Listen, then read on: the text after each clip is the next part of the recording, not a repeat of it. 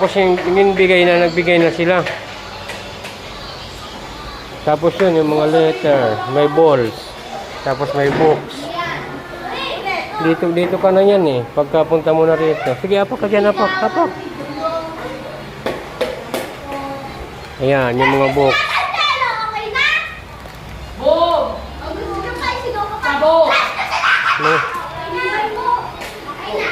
Mga toys yan eh. Yan, balls yan. Wag, baka magalit siya. Sa ano na, pagpasok na. Pagpasok na natin sa ano. Maghiram tayo niyan. Diba? Dito ka, picture ka doon.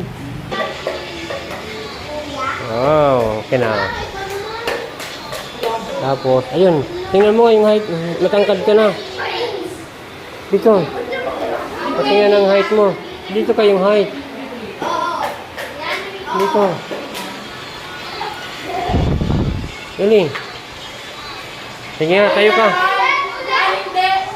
Agoy, ang ganda naman. Ilang height mo na? 140 na.